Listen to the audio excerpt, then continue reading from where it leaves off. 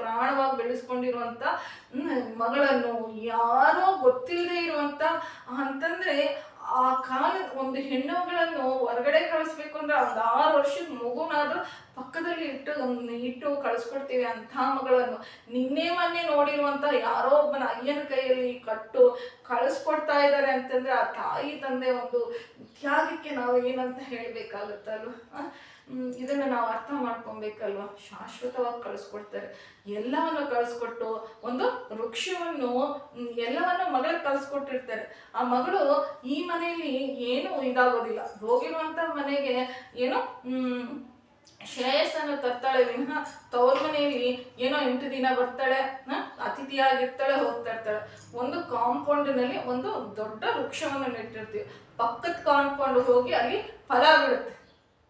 ಇದೆ ಅಲ್ವಾ ಹೆಣ್ಣಿನ ಜೀವನ.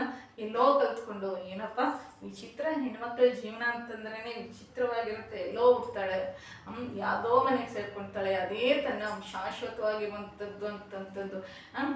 ಇಷ್ಟು ಕಾಲ ಹುಟ್ಟಿರುವಂಥ ತವ್ರ ಮನೆನೇ ಬಾಮ ಒಂದು 20 ದಿನ ಇದ್ದೋಗು ಅಂತಂದ್ರೆ ಅಪ್ಪ ನಮ್ಮ ಅತ್ತ ಮಾವನ ಗತಿ ಏನು, ನಮ್ಮ ಗಂಡನ ಗತಿ ಏನು, ಅಲ್ಲಿ ಆ ಪರಿಸ್ಥಿತಿ ಹಂಗೋಗ್ಬಿಡುತ್ತೆ ಹಿಂಗೋಗ್ಬಿಡುತ್ತೆ, ನಿಮ್ಮ ಮನೆಗೆ ಕರಿತೀಯ, ನಮ್ಮ ಮನೆ ಇಲ್ಲ ನಿಮ್ಮ ಮನೆಗೆ ಕರಿತೀಯ, ನಮ್ಮ ಮನೆ ಪರಿಸ್ಥಿತಿ ಏನು ಅನ್ನುವಂಥ ಎಷ್ಟು ಚೇಂಜ್ ಆಗ್ಬಿಡ್ತಾರೆ. ಅದೆಷ್ಟು ಕೆಪಾಸಿಟಿ ಹೆಣ್ಣು ಮಕ್ಕಳಿಗೆ ಇದೆಯಪ್ಪ ಅಂತಂತಂದ್ರೆ ಸೃಷ್ಟಿನೇ ಬಹಳ ವಿಚಿತ್ರ, ಜಗನ್ಮಾತೆ ಆಟನೇ ಬಹಳ ವಿಚಿತ್ರ ಅಂತ ನಾವಿಲ್ಲಿ ತಿಳ್ಕೊಬೇಕಾಗುತ್ತೆ.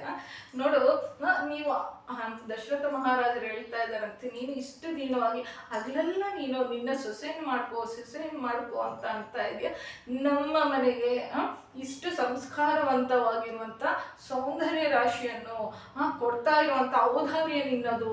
ನೀನೇ ದಾತ ಅಂತಂದ್ರೆ ದಾನ ಮಾಡ್ತಾ ಇರುವಂತ ನೀನು, ಕನ್ಯಾದಾನ ಮಾಡ್ತಾ ಇರುವಂತ ನೀನು, ತಗೊಳ್ತಾ ಇರುವಂತ ನೀನು. ನಿನ್ನ ಕೈ ಮೇಲಿದೆ, ನನ್ನ ಕೈ ಕೆಳಗಿದೆ, ಅದಕ್ಕಾಗಿ ಇಂಥ ಮಾತನ್ನ ನೀನು ಮಾತಾಡ್ಕೊಳ್ದು. ನಾವು ಎಷ್ಟು ಜನ ಪರೀಕ್ಷೆ ಆತ್ಮ ಇದು ಮಾಡ್ಕೊಬೇಕು, ನಮ್ಗೆ ನಾವು ಪ್ರಶ್ನೆ ಮಾಡ್ಕೋಬೇಕು.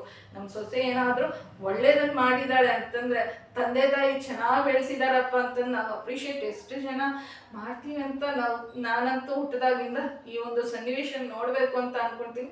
ಯಾರು ಇಲ್ಲಪ್ಪ, ಬರೀ ಬೈಯೋದೇ ಆಗ್ಬಿಟ್ಟಿದೆ. ಹೆಂಗ್ ಕಲಿಸ್ಕೊಟ್ಟಿದ್ದಾರೆ ನಿಮ್ಮ ಅಪ್ಪ ನಿಮ್ಮಮ್ಮ, ಹೆಂಗ್ ಕಲಿಸ್ಕೊಟ್ಟಿದ್ದಾರೆ, ಹಂಗ್ ಮಾಡ್ಬೇಕು ಹಿಂಗ್ ಮಾಡ್ಬೇಕು